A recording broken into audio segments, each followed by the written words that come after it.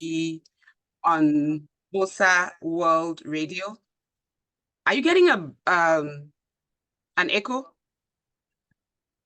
No, I think it's okay.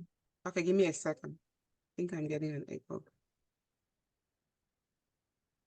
Can you still hear me? I can hear you. Yeah. Perfect. All right. So, everyone, welcome to Talk to Me Africa. My name is, of course, Belle Chocolate. I like to go by that. You know why? People ask me why that name. Anyway, that's a different story. But welcome to Talk to Me Africa. Today, I am so excited to have this conversation live on Facebook with Iya Bekondo, a sister I newly met. Almost a year, right? It's about that time. Yeah. It's Almost about a a year. year. I Yeah. think we should start by talking about how we met, even though today is going to be about your search for a living donor to Mhm. get a chance for a second kidney transplant. So we met at work. I like it when you tell the story better. I'll chip in if I need to. Okay. So at work, we usually have our morning tier, which is usually like a meeting for cross-functional teams to update each other from Mhm. shift to shift exchange. And so this particular day, I'm a quality specialist. So this particular day, I get on tier. It was my turn to be at this meeting, and I see a very familiar name. Mabel's first name and last name was very, very familiar.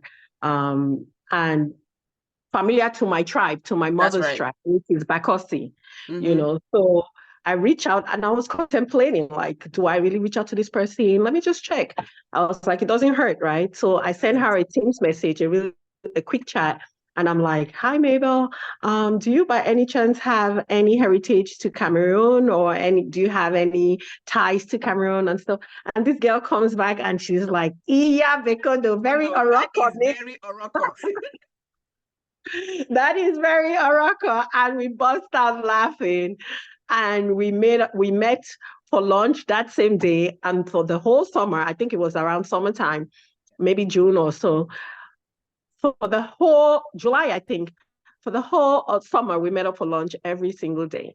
Every That's right. single day until the cold weather came along and we had to hibernate. Everybody had to stay Oh, put that's on their desk. correct. So when I said yeah, because that's very Oracle, you said, yeah, my dad is Oracle, my mom is Bakosi. I go, what? My dad is Bakosi, my mom is Oracle. Well, it's What are the Morocco, chances? exactly. What are Our the tribes chances? are inverted. Like my mom is Bakosi, dad Morocco. Mabel's dad is Bakosi, the mom is Morocco. So can you Yeah, imagine? And yeah. the mom has been spoiling me, guys. Oh my God. Mabel's mom is my mom sent from heaven in Massachusetts.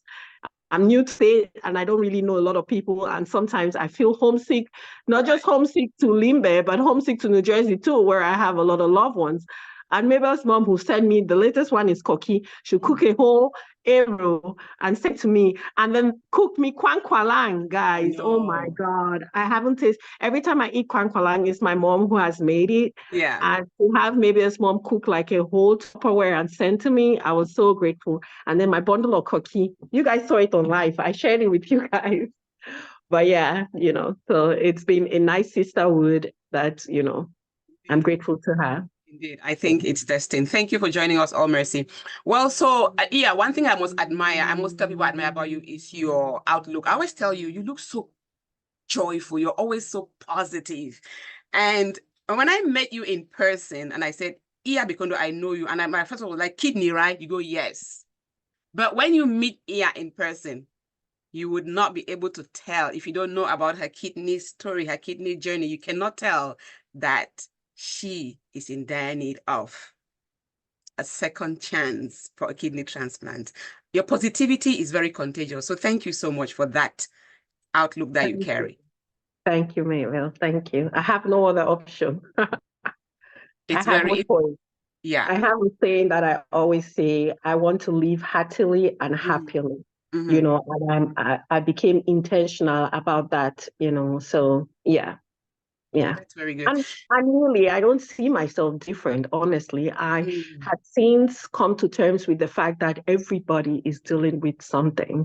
So the moment I took myself from that place of feeling like I'm special, I'm extra, or or something because I have kidney problems, the moment I I got rid of that team mentality, realizing that everybody deals with something and this is my own something that I'm dealing with, you know, it's so much better, because everybody else would want to put you in a box and make you feel sorry, and make you feel, but then why should I be sorry? I don't think my quality of life is compromised. mm, I go to work like everybody else. I do everything like everybody else, so I have a little extra something to do, which is being on dialysis. But so many other people take pills, several pills a day and stuff like that, so why am I different? So I'm in a place where I feel very grateful.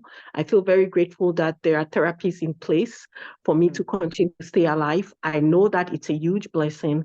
So I, mhm. I do not take it for granted because there are people who are sick and they're looking for medicines and stuff that would allow them to thrive the way we are thriving, and they don't have that. So why should I complain?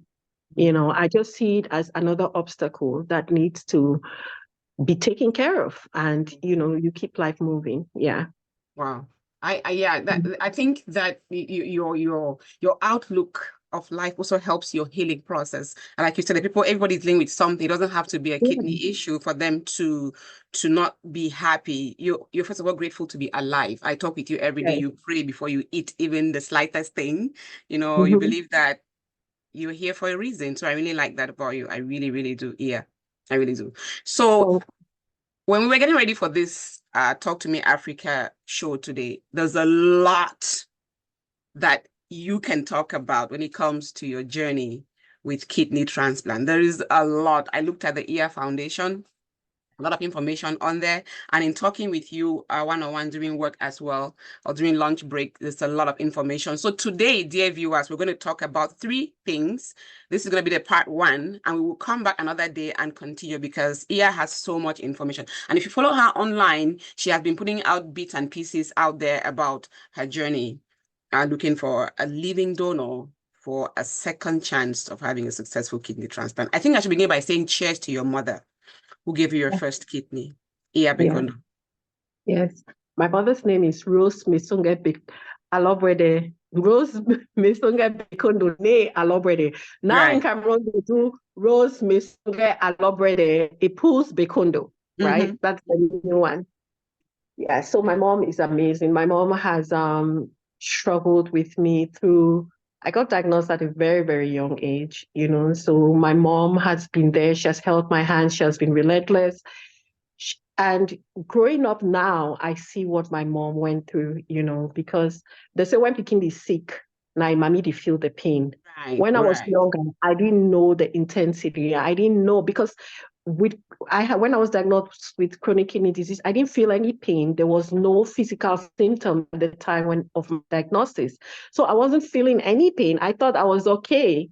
You understand? But as I grow older, I see the pressure, I see the intensity. I can imagine what my mom was going through, So I really, and when we got to a place when I traveled here and it said, she could potentially be a good match, being that she's a parent, there was no hesitance on the part of my mom. I never saw my mom flinch or even doubt. I still remember vividly, even on the day of the surgery, I Mm-hmm. got really depressed right before the surgery because at this time I was about a little older, a little bit more understanding. Mm-hmm. And right before surgery, just like overwhelmed because the doctors just came, the surgeons explained to you the risk factors. Your kidney could reject, all these things. Oh my God, I was so overwhelmed. I'm like, what if it doesn't match? What if my mom gets sick? How will I deal if my mom gets hurt in the process of surgery? Or I was so depressed. But this woman, she would encourage me. They took her in first. She never, until this day, my mom has never made me feel like I gave you my kidney, you need to do this, or you need to, like guilt Yeah, make you shaming feel or guilt indebted to tripping. her. Like some parents will say, Exactly. for all that I've done for you, For you. words like that. She has never uttered that kind of word. And I'm not easy to deal with either, especially right after my transplant. They give you a lot of medications that side effects. And I was on steroids, prednisone. It's very common among transplant patients. It's a steroid. I was so irritable. I would go off on each and every, because it was a very high dose in the beginning. Let me tell you, but my mom has never, even with all her struggles with me going back in Cameroon when I was diagnosed, we had to go to Yaoundé back and forth, back and forth. This woman has never. So to be honest, I think she deserves all the flowers. She's the real MVP in this transplant journey. Because if it weren't for her, I don't know how much of a success story I would have in terms of organ transplantation, because she was readily available. This is the first time, this second journey to transplant, that I'm really feeling the pinch of looking for a donor, because the first time around it was readily available. Yeah. Yeah. Mm. Yes. Yeah. So when you were diagnosed, you were very young. How did Yes. your family take it? You see, when beginning is sick, now mommy is suffer. Yes, but how was that news brought to you here and your family? Like, yeah, get kidney problem. Okay. What does that even mean? How was that interpreted? How did the education start? I think, and this is, again, I might sound redundant, but again, I think I give credit to my mom. My mom was a registered nurse. To start with, so she understood from the beginning what the She situation. understood exactly. So Okay, that's very helpful. my mom did not exhibit or express any kind of panic. You Mm, understand?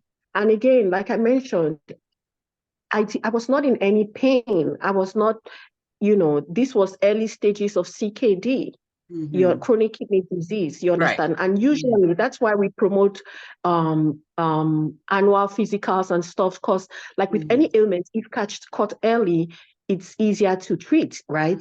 Mhm. The potential to treat is Mhm. is is larger, right? So how I was diagnosed, if it were me or the lay person, we wouldn't have known. But my mom, knowing who her daughter is, Mhm. quickly noticed puffiness in my eyes. I wake up in the morning and I'd have puffiness in my eyes. I started to have edema, which is like swellings in my stomach. My stomach would be ballooned up, So my mom, being a registered nurse, quickly identified those physical symptoms as something not being right. And the first thing she did, she brought an Albustick urinalysis and did a urinalysis test for me at home, which she Mhm. tested my urine. And when she did, my urine tested for protein, Mhm. positive for protein.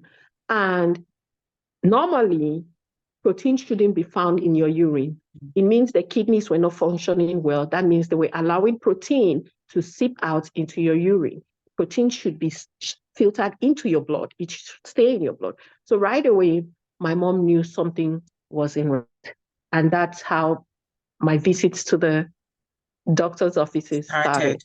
Okay. Yeah. Okay. Yes. So it wasn't like there was any pain where somebody is in dilemma, or you're looking at somebody feeling like, oh my God, she's gonna die the next minute. I seemed healthy in the outside, like you say, when you look at me now, you may not know. I always played, Mhm. with my friends. There was nothing major. Actually, what I suffered the most from at that time was Mhm. asthma. Mhm. I was severely asthmatic and would go into crisis a lot. When I go play small, so that dust for Africa, I go just enter my nose, boop, I'll go into an asthma attack. When smoke, like cooking smoke, Mhm. will From trigger, fireside. Mm. yes, fireside, it could trigger me. Sometimes even just cooking smell, if it trigger my asthma attack. So that was what my friends knew. I always walked around with an inhaler. So when I start to go into crisis, I would go do that inhaler. My kidney disease was like under rad. If a lot of people didn't know, apart from the period of time when I would have to travel to see a nephrologist in Yaoundé, my mom would need to take off, go to Yaoundé for like periodic checkups and stuff. Yeah, but so So your activities with your fellow children around you did not change at all after no, you were diagnosed? no, it did not change. But there were times when I got severe. I remember one incident where, um, oh, I got so sick. The edema in my stomach, my stomach was so enlarged, Mhm. and I was admitted at Buta Hospital. And actually, one of my friends also got sick. One of my bosom friends, Muke, Dr. Maureen Muke, she was next door to the private ward. I was in one private ward, she was next door. And I remember that incident. And I was very, very sick. That was one incident that I can vividly remember as a child, maybe around 8, 9 years old, that I was admitted in that hospital. And I was really swollen up, maybe like somebody looked like for 8 year or 9 year old child, like I was 7 months pregnant. I Mhm. was really, really, yeah. So that was one time that I really, really remember, Mhm. being down as a result of chronic kidney disease, right? Mhm. But other than that, and then towards the end, when I got a lot older, in my late teens, 16, at 16 years old, I was in lower seat, upper seat, and that's when I started to exhibit severe symptoms. I think at this point I was like stage 4, stage 5, Mhm. because I would experience a lot of cramping. I would experience a lot of metallic taste in my mouth. Oh my God, I would get cramping so much that my tongue would cramp up. It was bad. I lost appetite. I lost so much weight.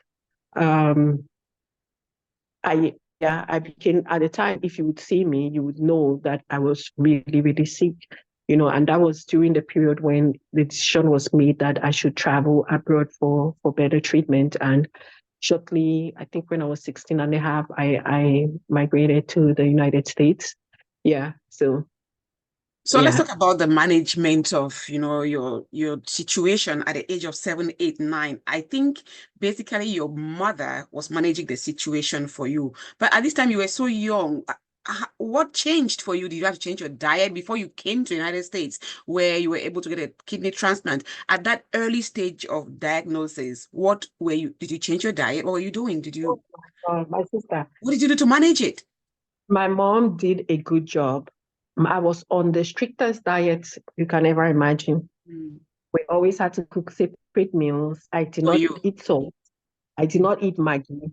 Anything that put taste in your meals, I could not have. I could not drink any kind of sodas. My mom would give me Malta Hmm. once in a while, but I could not eat any kind of salt. I had a special diet. Hmm. She didn't give me any canned foods, no processed foods. I couldn't eat out. I didn't go on vacations, on holidays. My siblings would go on holidays to aunties and uncles. I could not. The most I would do would be like go maybe for a weekend to my auntie, my cousins down the street. I would go there, but so that's what's changed. Yeah, that Hmm. changed my diet for the most part, changed a lot. And sometimes my friends would come over and they would taste my food. They were And like, what are you eating? yeah, but it's funny though. Like some of my friends would really eat my food with me. I don't know. I think understanding now, my mom would use like herbs and different things. I ate meat. To me, I got used to it. Let me say that. I Mhm. got used to it and it was okay. But that was my diet. My diet Mhm. changed drastically. Yeah. That's right. That's right. We're going to delve into dialysis, which I know I've talked with you. You do it 3 times a week, Mondays, Mhm. Wednesdays, and Fridays. Yeah. Yeah. How does that affect your body? I know you do it 3 times a week, like I said. What are the risk factors of dialysis? In my research, I'm not doctor here. I did find a simple definition for dialysis, for those who don't understand, like I do not, that it is a type of treatment that helps your body remove extra fluid and waste products from your Yeah. blood when your kidneys are not able to do so. Yes. That's exactly what it is. And there are several different kinds of dialysis. You have peritoneal dialysis and you have hemodialysis. Peritoneal dialysis is done at home. They use a dialysate that goes into your stomach lining, stays in there, extracts excess fluid, and and the toxins, and then does an exchange, and then, refills. Okay, I do hemodialysis, and hemodialysis, as you would imagine, hema is blood, right? So what happens is that I have access on my chest. I like to show it. Always So there. yeah, I have that access on my chest, and what happens is that you're connected onto the dialysis machine, and blood leaves from your arteries and goes through a artificial kidney, which is like a membrane, through a semi-permeable membrane, Right. and then it filters your blood and comes back through, if you notice, well, you can see it, but there are two heads here, and then it returns your blood through your vein. It's a Through your cycle. vein. Yes, and it use ultra filtration. It's a process. I mean, if you're familiar, even in downstream in manufacturing, they use it a lot. Yeah, so it uses ultra filtration through a semi-permeable membrane and cleans your blood for you. So we do that 3 times a week. I sit on the chair for 3 hours on average, and get my blood clean, and I go about my day. Your question was, how do I feel after dialysis? It's day by day. If some days I leave dialysis, I come home, I cook, I do, I'm active, and some days I pass out in the I dance. Yeah, and other days I pass out in the parking lot, So, and other days I come back, I'm so drained. If I'm not, I'm so drained, I just find something to eat and just lay down. Sometimes I'm unable to eat anything. I just go to bed, So some days are more tasking than others. Some days are better than others.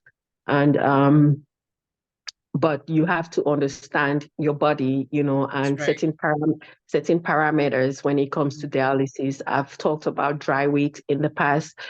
Sometimes we've talked about pulling excess fluid in your body. Sometimes once they go beyond your established dry weight, they might pull so much fluid, and it might cause you to maybe cramp or maybe over dry. That can cause a ripple effect of all these other feelings that your body is going to go through, And I did see you experience that last week. I met you for lunch and you looked very tired. I said, yeah, what's when you go, oh, you feel like they pulled so much fluid from your body during dialysis that you just felt so tired.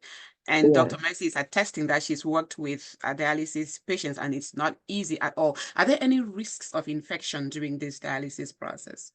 Absolutely. Like with any process that exposes your skin to the outside world, there's always going to be risk for infection, right?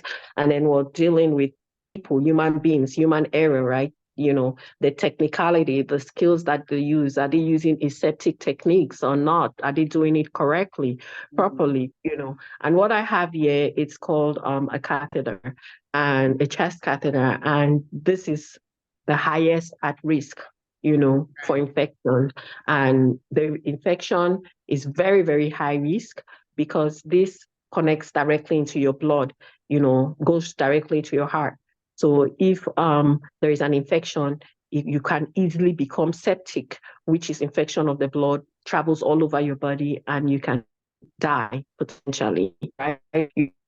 Those risks are there. Dealing with this, you have to be very, very careful, very, very careful. Even I shower. Some people don't shower at all. They just probably, towel bath or something, but I'm very, very careful. I've had this since 2021, and you have to be careful, especially with this. Now, for those who have the fistulas and the graft, you can shower, you can go. With this, I cannot go into a pool or anything like that. Other accesses, there are other access like a graft or a fistula. Once it matures and it's healed, you can use it. You can use it for anything. There's no limitations besides maybe like lifting heavy items, maybe no more than 10 kg. But besides that, it's okay. The risk factors is minimal, So Yeah, there are risk factors. Yeah. I know And that with that, on days that you dialysis have, itself can be very risky. yeah, And a lot of people have died on the chair having dialysis. Your heart rate sometimes drop.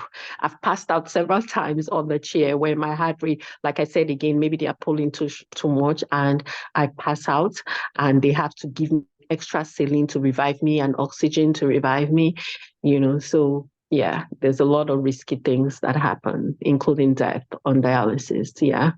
so how do you, but let me remind people that the purpose of this show is to try to get Iya a living donor. She needs a second hand oh Lord, not heart, a second No heart. kidney You don't want to say transplant. that. No Yeah. heart, a second kidney transplant. So this may be, you might be her link to that person, and reach out to Iya. We'll give her social media handle before we leave the show today. But Iya, again about dialysis. I know you do it 3 times a week and it drains so much from you. You have to drive and go home after that. How long do you have to stay on that chair at the end of the process before you leave, go home, rest, and then be back at work the next day at 7? Yeah. How So long my do you have to dialysis, wait before you get off and start driving to go home? my dialysis days are very, very long days. Usually I leave for work at 6:20 to get to work at 7. I leave work at 3:30. I get to dialysis about 4:30. Mhm. And usually I do 3 hours and 15 minutes. Sometimes I do 3 hours depending on how I feel that day. Um, so I'm usually done by 8 o'clock. I try to be done, like disconnected from the machine at 8 o'clock. So now we've talked about sometimes overpulling, being too dry.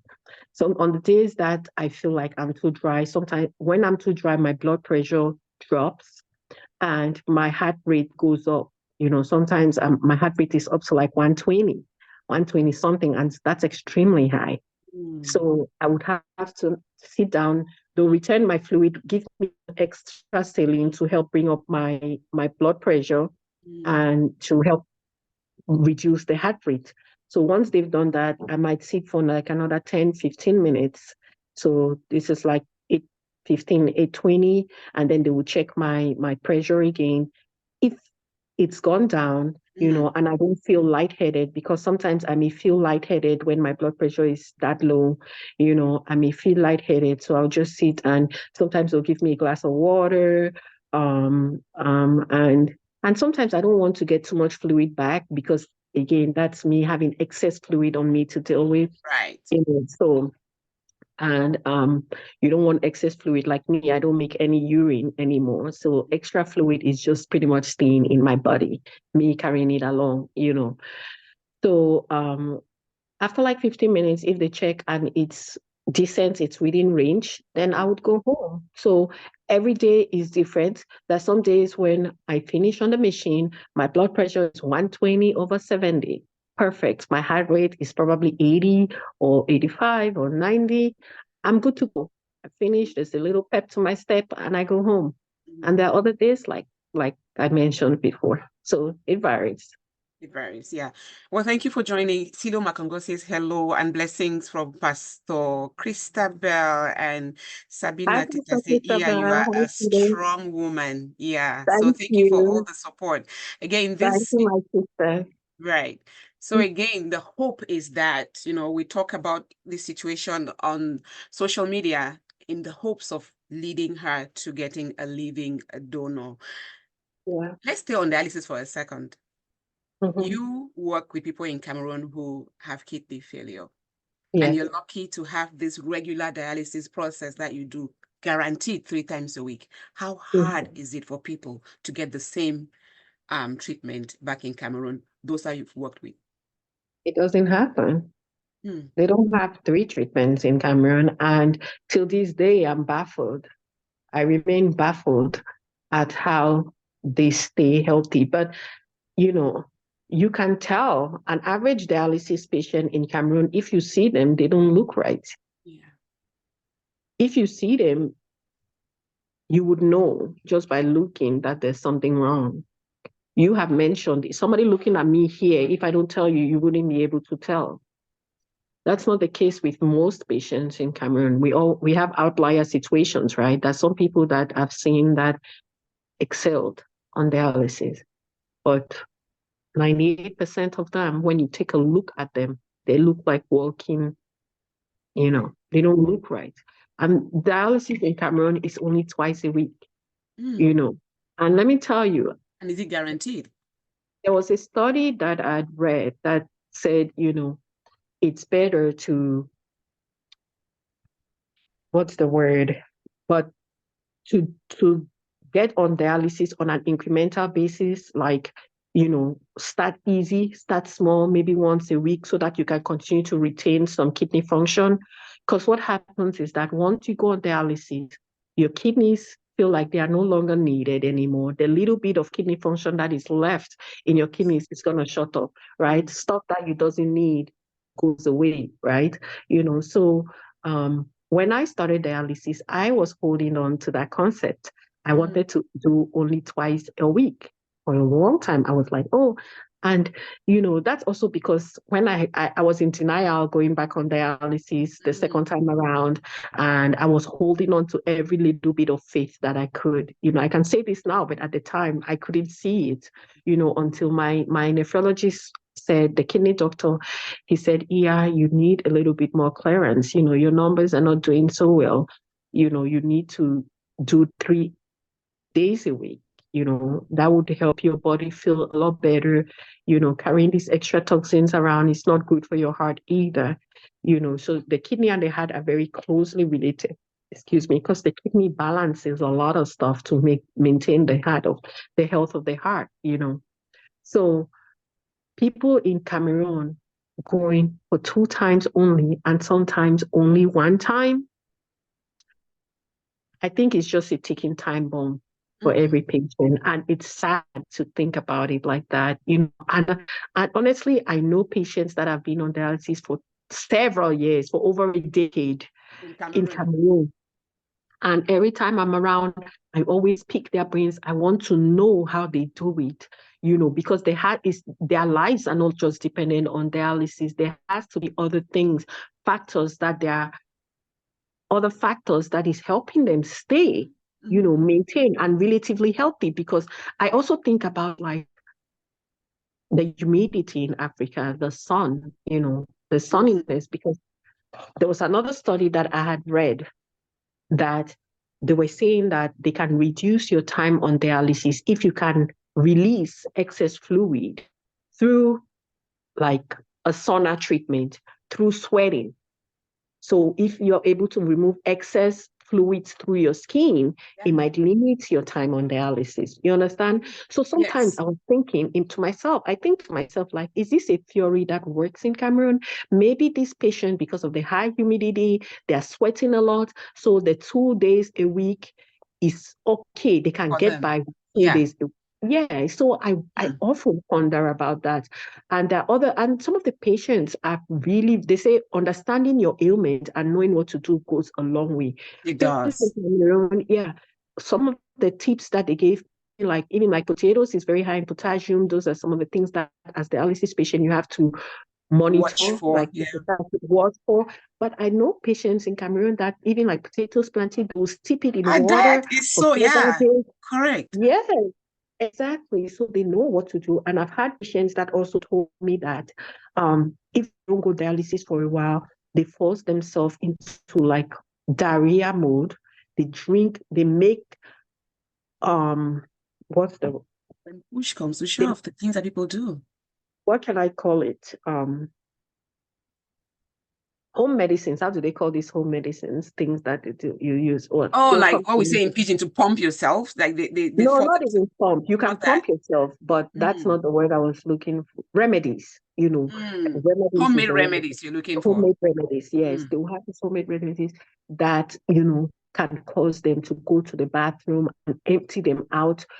Help them wash, them out, their bowels out and stuff. And apparently, it helps to cleanse excess fluid. That's another tip that they had given me. So I think the patients themselves have found ways to get by with just dealing with 2 times a week. And as human beings, we adapt to certain situations. And I remain in awe of patients in Cameroon because we are all warriors. We are all fighting for our lives. But they have a stronger battle to fight for, They do. because like for us here on dialysis, we have like lab work every month to monitor how our numbers are doing. Mhm. When I mean numbers, I mean that they'll check your albumin, they'll check for your potassium, they'll check for your phosphorus, they'll check for your parathyroid hormone. Those are some of the things that, dialysis, kidney would regulate Mhm. normally in your blood, but now dialysis helps to do.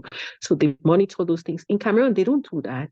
They only do labs when they go into crisis mode. You understand? And that's why even when we, as the EA Foundation, the Kidney Resource Center we have, wanted to do that, but that story for another day, we're not going to get into it. So many obstacles because we wanted to provide that service for patients so that patients can know their numbers. Like me, if my potassium is high this week, I'm going to guarantee you, even though they do labs monthly normally, Mhm. check my potassium every week, sometimes multiple times on the week to make Mhm. sure that it's on track. Because like I mentioned,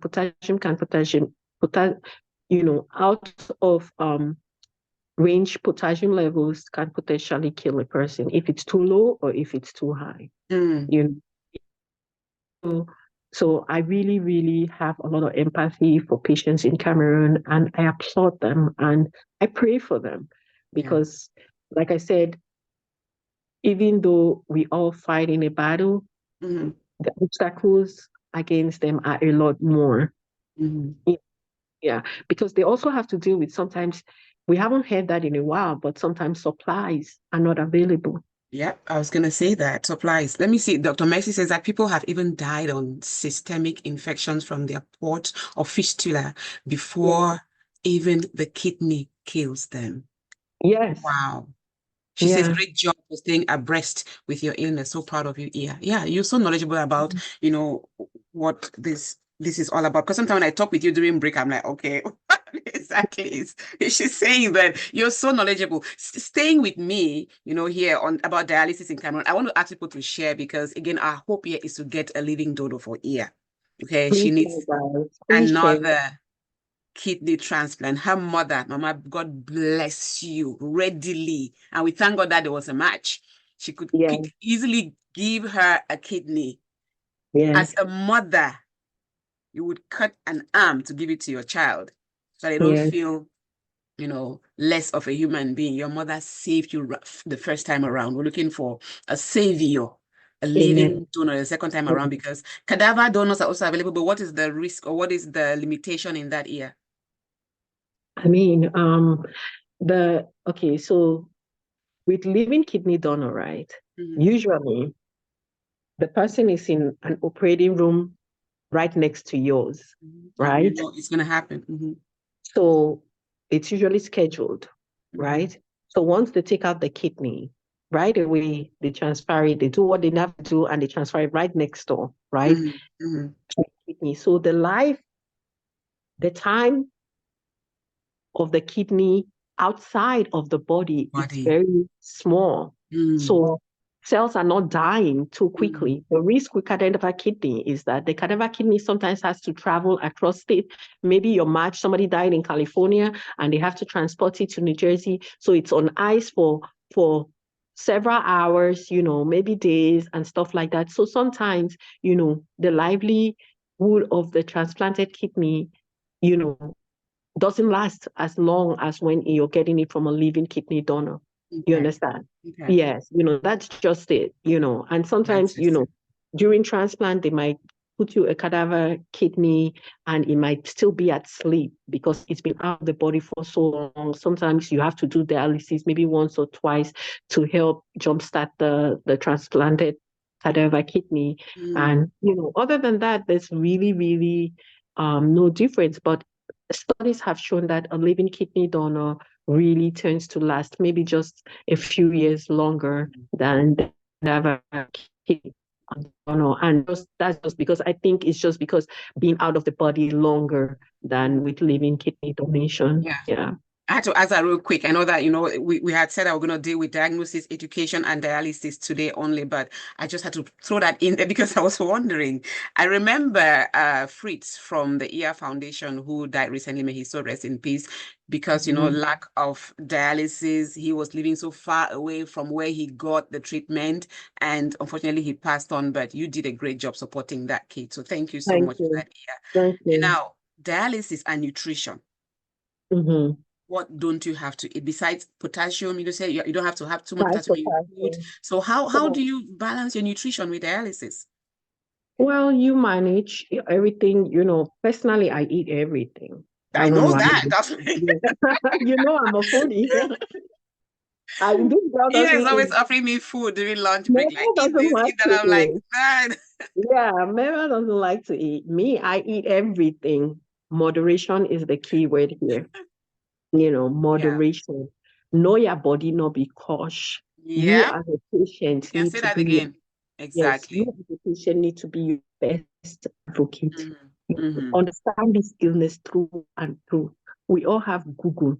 If you're in Cameroon and you don't have access to Google, my brother, my sister, call me safe Cool, or tell everything. person Yeah. wey no may call you or go to the hospital and talk to a patient. We have an office we have now a staff in where that you can reach out to. You cannot reach out to me. But there are resources, endless resources. Educate yourself on this illness or any illness that you suffer from. But in terms of nutrition, I personally eat everything in You do. moderation. Can attest to Now, that. Yeah. there's some things like potatoes I don't personally buy in the house. Mm-hmm. They're very high in potassium, but there are days where I would crave French fries. So I would manage and just get French fries on my way to work, on my way to dialysis and eat it. And I know in the next hour or two, I'm going to get You dialysis. told me that you cheat a little bit. Yeah. Yeah, because Yeah. it's. That's how I would cheat, or if I don't usually eat plantains, but if I'm craving plantains or fried plantains, I would eat it like on a day that I know that I'm going for dialysis or I'm going for dialysis the following day. And sometimes it's just quenching your your Your what is it? craving. Your craving. Yeah. Sometimes I will fry dodo, for papi here, and if I just eat maybe 1, 2 slices of dodo, I'm okay, even though plantains are high, but 1, 2 is not going to trigger my potassium too high. You understand? Oranges most citrus fruits are very high. Mangoes that I enjoy are very, very high. Once in a while, like I said, I would indulge, So I don't put it in my mind that I absolutely cannot have this or that. I try to enjoy life and, within limits. Within limits. Yeah. So You do. that's what I do. So I really, and then salt, what I do, I don't eat canned foods. You wouldn't see me cooking out of the can. My beans, I'm not going to get canned beans. I'm going to boil my beans from scratch. They say most dialysis patients have said they've realized that if they consume maybe 1,500 grams of sodium a day, it's okay. That's the recommended. I don't think I eat up to that because I cook all my meals at home. I rarely eat out. Sometimes, I will indulge out and eat, but most of the times I eat. And so I know what's going into my body, So stuff like that. I don't eat cold cuts, like ham and turkey, all these cold cuts that people enjoy here for their sandwiches. I don't know. Those are very, High very salt. high salt content. Exactly. I don't eat any of those. So, related for me, I haven't had any issue with my sodium really. I struggle a lot with fluids, man. I was going to ask you, how much water do you drink? Man, they tell you to drink maybe about 42 ounces of fluid a day, which is, let me say, the small bottle, two of them. Smaller bottles of water. Not the smaller ones, like this. A regular water bottle. Okay, can get one. Like this. Okay. Like 2 bottles of this a day. It's not easy when you think about it because fluid is everything. There's fluid in your juice, there's fluid in your soup, you understand? So you have to account for all of that, and with the cold temperature, when it's cold, it's not as bad because typically you're not thirsty that much. But in the summer months, it gets really difficult because you're hot, so you want to drink more. I want to So drink water. what I use ice, even though ice is water, but sometimes I You would and just put, ice. sometimes I would just put water here Yeah. and more ice. So when the water is very cold, I don't gulp too Yeah. much. I drink gently, so it does, and I become satisfied quicker, so that way I'm not consuming like too much fluid. You'll never see me do that. So so that's something that, we manage. And then phosphorus is something that you also have to manage. And phosphorus is in everything, especially in dairy products, but in everything. So we have a solution for that. It's called phosphate binder. So you eat that with your meals. Excuse me. So I take a brand that is called Lanthanum, and every time I eat, I put it in my mouth and chew it and then continue eating. It's Okay. only activated with meal. You Mm, cannot take it without food. It's without not going to food. be effective. Yeah, so that's also something that we manage. And then you have like albumin. It has to do with your protein, so like me, my protein tends to be on the low side, so I have to eat more. There are some people who I advise not, they don't have that issue. So it's strictly based on your numbers. It's not a one heart fits all, so patients have to always go with their unique situation. Like I mentioned, I don't make urine. There are people who still urinate. So maybe they can go get away with drinking 4 bottles of water a day, so everybody has their unique Like you situation, said, know your But body, not because you have to know yeah, what your body can take. exactly. So, and those parameters, like there's some people who leach protein a lot more, so they advise them to eat more, and they eat a lot of red meat. I don't eat a lot of red meat or anything like that, So it varies, yeah. But those are the parameters. The key thing is knowing that these are the parameters that are monitored, and that's what you have to look out for. And then, and for me, like if my sodium is high, if my fluid is high in my body, my blood pressure would be up. Like now, I haven't taken any blood pressure medicines for a long time. That's why what we consume, people, a lot of people who are into wellness, you would know that you're chopping your medicine. You understand? Exactly. Yeah, Otherwise, your medicine becomes your yeah. If you don't pay for good food, you're going to pay for medicine. food. Yeah. Yeah, Yeah. so you consume good things. Alcohol is something you want to limit, guys. Tobacco products is something that you want to limit. I know we didn't talk about risk factors for kidney failure, but or for chronic kidney disease, but diabetes and hypertension, guys. Those are illnesses, non-communicable diseases that can be managed. But Right. if left unmanaged, you have all sorts of medications to manage diabetes. There are all sorts of diet to manage diabetes, right? Hypertension, you can easily manage your hypertension, eliminating tobacco, eliminating alcohol, eliminating salt. Eliminating salt can help you, So if you control your diabetes, control your hypertension, you could live a healthy, long life. But Right. if you don't, you can end up in dialysis. Diabetes is the number one leading uncontrolled diabetes is the number one leading cause of kidney failure, of chronic kidney disease that can lead to kidney failure, right? And uncontrolled hypertension. And then you have other factors like genetics, sometimes it just runs in your family, right? Especially people who have polycystic kidney disease, that is very genetically driven. It passes from generation. If you have polycystic disease, you have a child, it's very likely, it's 50% chance that that child can get it, So, and then you have factors like obesity, if you're too fat, it might be overwhelming to your organs, not just your kidneys, but your heart too.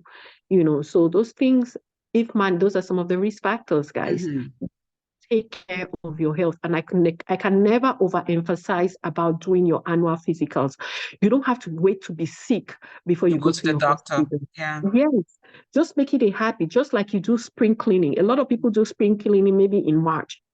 Make them a habit, say every new year, January, Go Go do to all those your checkup, labs, just yeah, just do go your do labs. checkup, made a check for everything. And the doctor, I know is financially tasking, especially in places like Cameroon where you have to Intensive pay care for is better. Yeah. everything. But even there's a lot of I know there's a lot of community events that are free Yeah. or heavily discounted. Yeah. Heavily. The Ear Foundation has done several. Mm-hmm. You cannot afford to go to the hospital. Join some of these campaigns. Go Mm-hmm. there. They are free, just so you can know your numbers and Mm-hmm. sleep peacefully at night. Let me tell Mm-hmm. you, ignorance is not bliss when it comes to It's your not health. bliss, I tell you. Yeah. No, Whoever created that statement and made it so popular, it's not bliss. it's It's not not. bliss when it comes to your health, my It's people. not bliss. I remember, No. not to cut you short, I used to do a story about HIV when I worked as a broadcaster in Cameroon. And there was a Mhm. lady at the healthcare ministry who always told me, I don't want to know because ignorance is bliss. She always said that to me. She's a No. healthcare administrator. It is not Mm-mm. bliss. No, no, no. You put yourself at greater risk, by doing that. So, no, no, we don't want that. It's not Yeah. bliss. See, if I haven't asked people to share my shows before, this is the one I'm going to ask you to share because, again, we are joining here in the quest of hopefully getting a living donor. We're looking for a second kidney transplant for her. And I know that God, in His mercy, will use one of us to make that happen. Yes, so, yes, so and we don't want to. There's a study that says that Black people don't donate. Yeah, we're going to African people delve don't into this donate. donor You thing on know, part two yes, so much myself that, out there, we don't want to fit yeah. that statistic, right? We're going to talk about this. There's a lot about kidneys and especially kidney failure and dialysis. We just talk about diagnosis, education, and dialysis today. We will come back on part two and talk about transplant care, and keeping up with evolution and studies, and statistics of kidney Kidney health. successes, kidney health Mm-hmm. and all that, and the EAR Foundation, which is doing an awesome job in Cameroon, and especially the African community and African Americans and just the Black person in general, their Yes, perception, their notion about organ donation. donation. Yes. Something in our community that tells people that I cannot give you my body part, even if I'm dead. You're dead. Yeah. Yeah, you got my mind changing because when I first came to this country and I heard about you can put an ID card to be a donor, I'm like, no. But if I die, just bury my entire body. But hanging out with you, you told me there's something called the ER effect. It happened to me. I was like, okay, what is going on here? I started reading about kidney, reading about organ donation. It's like Everybody it's something around that we me can all do. become kidney Yeah, aware. They there's an become a effect. lot more Yeah. passionate Mm-hmm. about their kidneys. Mm-hmm. Yeah. Mm-hmm. So that is something great that you're doing. I want to thank everyone who joined us. Dr. Mercy, she says measuring fluid intake. Where God, Mercy, you love to drink water. So she's like, I can't measure my water intake. Anyway, like I said again, please share this video. We are joining here in the quest of getting a second kidney transplant, hopefully from a living donor. You can be her donor or you can be that link to her living donor. On Talk to Me Africa, I love African proverbs. Okay, so all my guests have an assignment to bring an African proverb to share with the audience. So Iya Bekondo, did you bring an African proverb today, and what is it? I did. Wow, African proverb. I think I said one already during the show, didn't I? I don't think I heard it. No. I'm kidding. No. I don't want to go to one that you already said. Just give it to Okay, us right but now. I've been using this word recently. It's been coming to me a lot, and it's called Ubuntu. And Mm-hmm. Ubuntu means I am because we all are. Mm. Look at me looking for a kidney donor. I've been aggressive on the social media platform, making videos, sharing my story and stuff. And Maybell Chocolate decides to bring me on her platform to help me on this search, further amplifying that voice, further amplifying that need, right? More people are going to hear about this search, and it's likely that I can get a donor. I am because we all are. R. And, that word started hitting me highly because of my partner here. I went through some incidences that without him, I don't know how I would have gone by. I would have probably exploded with stress. But then I started to think, wow, we really do need each other. We really do feed off of each other's energies. And that's why it's very important that we are kind to each other, because I am because we all are. You are because we all are, right? So that it Yes, creates a win-win for all of us, it is a you win. know. Yes, so I like that principle of Ubuntu. And I shared another proverb that I think is strict, it's African, and it says, a problem shared is half solved. Solved. Yes, that's why we're here. That's why we're here. I Yeah. put myself out there. I allow myself to be vulnerable and share my stories and encouragement that I get from people. Mhm. And goes back to Ubuntu, and I feel a little better. And sometimes people even advise me on what You do to feel do. better. Yeah, you do feel Yes, you better. feel better. Mhm. You feel a lot better. You feel relieved, like, wow. And sometimes you get other people who will come on your post and say, I understand. I can totally relate to this. This is Yeah. what happened to me. So you don't feel so isolated. You don't Mhm. feel consumed by your Mhm. problems, thinking that Mhm. I'm the only one Only going through one. this. Yeah. You know what I mean? You feel like, wow. So this is other people are going through Mhm. this, and this is Not how they just me. solve this Yeah. situation. You feel Mhm. a sense of relief, you Mhm. know. And have Mhm. you felt like sometimes just sharing something and just so sometimes you'd even go to the hospital and you see how sick people are, or you talk to somebody and they tell you their own problems and you feel better, Mhm. you know. So a problem shared is half solved, It you know. is. Yeah. And And I that's why am I because think we that's all so good. are. Yeah. And I am because we all Yeah. are, It's like you know. saying I do not live for myself, I live for us. Live Because for if I have my life to myself, what would I do with it? Without ear, there's no me. right, You know, if I didn't have you as a guest, there will be no Talk to Me Africa. So I right. am because we all are. That is a very good That way to look at it. with your Talk to Me Africa, for you to thrive, you need the voices of I others, do. I do. right? You know, Yeah. I am because we all are. That's Yeah. a beautiful principle. It I've known it is. for a long time, but lately it's It just been applies driving better home. now. Yeah. Yes, yes, it's just been driving. Look at the universe, the circle of life. Mm. If you sit back and just study how the plants and the clouds, the rain and everything, how it's interconnected, it's so amazing. You would fully understand that each and every one of us relies on each other. Each and every one of us in nature relies on each other. And we should do so So freely because I think it was one of the authors I love, Wayne Dyer. He said that the sun doesn't complain that you use me a lot during summer. It just comes out. it just comes out. The moon doesn't complain. It just comes out. Mm-hmm. You know, so just be because when I am, we all are Ubuntu. Yes, that little moment right there. That's what But Oprah got the aha moment. Oh, yeah, Bekondo. all Again, this you can't He hold it like that. touched for The money. I'm spirit like, is Chad, moving you in have you to right make now. that one into a reel. That You was, have to. he hit home. I got goosebumps. You know, I love you. You are the sister that I had to meet in this Life is States. not that serious, my people.